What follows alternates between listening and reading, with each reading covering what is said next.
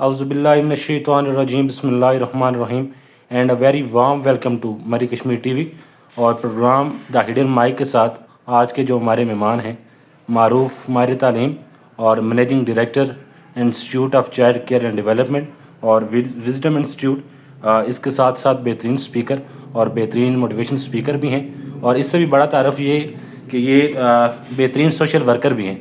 मेरी मुराद हफीज़ुर रहमान मोहम्मद हैं। हफीज़ साहब, first of all thank you so much for being your time. तो आपके टाइम को बहुत बहुत शुक्रिया सर। जी वेलकम दानिश, बहुत शुक्रिया आपका कि आज आपने मौका फ्राइड किया, आपने दिया कि अपने नाज़रीन के साथ बात करने का। हफीज़ साहब, चूँकि आपका ताल्लुक जो है वो तालीम से है और इल्म और कलम की ताकत पे आप यकीन रखते हैं, तो मेरा सबसे बेसिक सवाल आपसे यही है कि बच्चों की तरबियत का सबसे अहम और फैसला कुन दौर कौन सा होता है और इस दौर में वालिदैन को किन बुनियादी असूलों पर लाजमन अमल पैरा होना चाहिए? जी बिल्कुल, बहुत ही अहम सवाल की तरफ आपने जो है आपका ये सवाल है कि बच्चे की तरबियत क्या है। इंसानी माशरे की जो सबसे बेसिक इकाई है वो बच्चा है। तो और इसी तरीके से बीइंग अ वालिदैन, इंसान को जो सबसे बड़ी नियामत से नवाजा गया है वो उसकी औलाद की नियामत है। ठीक है, तो इसमें बच्चे की तरबियत के दौर कौन से हैं, उसका फ़ैसला कुन दौर क्या है और वालिदैन का रोल क्या है, ये बहुत इंपॉर्टेंट क्वेश्चन है। तो सबसे पहले तो मैं समझता हूँ कि ये इसके ऊपर आप जो है लायक तहसीन है इस क्वेश्चन को रेज करने के लिए। अब जब भी कोई बच्चा पैदा होता है तो उसके जो पहले 2 साल हैं उसको माहिरीन तालीम ने और बहुत अहम करार दिया है। जिसमें सबसे इंपॉर्टेंट अगर आप देखें तो मारिया मोंटेसरी ने, जिसको एब्जॉर्बेंट माइंड कहा है, कि इंसानी ज़िंदगी के जो डिफरेंट पीरियड्स हैं बच्चे के, जिसमें पहले 2 साल हैं वो बड़े अहम होते हैं।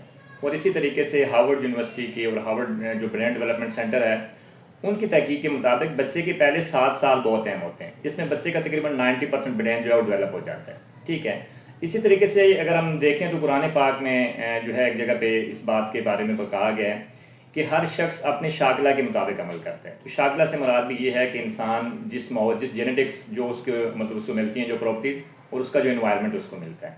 तो इससे ये तरीके से अगर हम देखें तो बच्चे की जो माँ की गोद है वो पहली तरबियत गाह उसको इसलिए कहते हैं कि बच्चा किस माहौल में उसने आँख खोली है और किस माहौल में जो है वो परवरिश पा रहा है। ठीक है, तो ये बहुत ज़रूरी है हैसियत वालिदैन सीखने के लिए।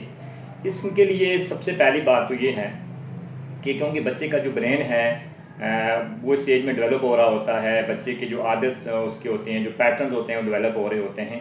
तो सबसे पहला काम तो वालिदैन को ये करना है कि वालिदैन ने बच्चों के साथ एक अटैचमेंट बनानी है। मतलब उस बच्चे को सबसे पहले जो बात है कि बच्चे को टाइम देना है। ठीक है, अच्छा हम ये समझ रहे होते हैं कि बच्चा अभी छोटा है तो उसमें हम उसको ये समझते हैं कि बच्चा शायद सीख नहीं रहा या बच्चा हमारी बातों से, लेकिन पहले हमने कहा है कि एब्जॉर्बेंट माइंड से मुराद ये है कि बच्चा जो कुछ एनवायरनमेंट में उसको मिल रहा है वो एब्जॉर्ब कर रहा है। लाइक स्पॉन्ज जो है ना, जैसे आप देखते हैं बच्चे को, अगर आप देखते हैं आप स्पॉन्ज को पानी में रखते हैं तो वो ये नहीं देखता कि पानी गंदा है या साफ़ है, वो उसको जज़ब कर लेता है। अब बच्चे का जो भी इन्वायरमेंट उसको मिलेगा बच्चे ने उससे जो है ना उसको एब्जॉर्ब करना है और बच्चे के पैटर्न उसी अकॉर्डिंग जो है डेवलप होते हैं। ठीक है, अब इसमें सबसे इंपॉर्टेंट जो चीज़ है वो वालिदैन के लिए दूसरी बात ये है कि टाइम देने के साथ साथ फिर बच्चे के लिए जो एनवायरनमेंट है वो बच्चे को जो है ना इस अंदाज में दिया जाए। मतलब इससे मुराद ये है एनवायरनमेंट से कि वालिदैन जो चाहते हैं कि उनका बच्चा जिस तरीके से मतलब उनका बच्चा जो बनना चाह रहा है तो वालिदैन उसके लिए अमली नमूना होना चाहिए।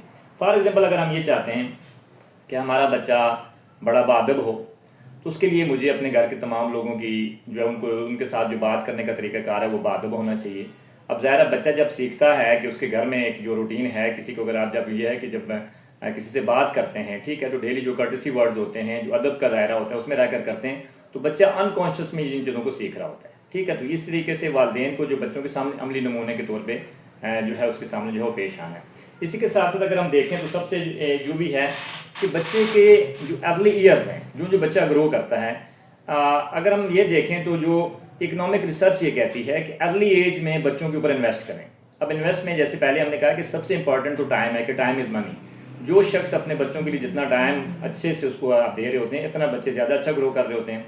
इसी तरीके से हम अर्ली एज में ये भी देख रहे होते हैं कि बच्चों के लिए हम चाहे स्कूल गोइंग एरिया हो या उससे पहले का हो, हम बच्चों के ऊपर कोई उस तरीके से प्रॉपर, क्योंकि हमारा ये होता है कि बच्चे के खाने पीने में, कपड़ों में, इन चीज़ों में हम बहुत ज़्यादा इन्वेस्ट कर रहे होते हैं, तो उसमें हम समझते हैं कि बच्चे की इन्वेस्टमेंट ही है। लेकिन लर्निंग पॉइंट ऑफ व्यू से बच्चे को, जैसे खेल खेल में बच्चा बहुत सीखता है, ठीक है, ये इसके ऊपर भी रिसर्च है कि बच्चा खेल खेल में सीखता है, लेकिन हम बच्चे को जो खेल खेल में सीखने के टूल्स होते हैं हमारे यहाँ उसका बहुत कम ट्रेंड है कि बच्चे को हम वो प्रोवाइड करें। یہ بہت ضروری چیزیں ہیں، ہم اس کے اوپر بھی ہمیں دیکھنا چاہیے۔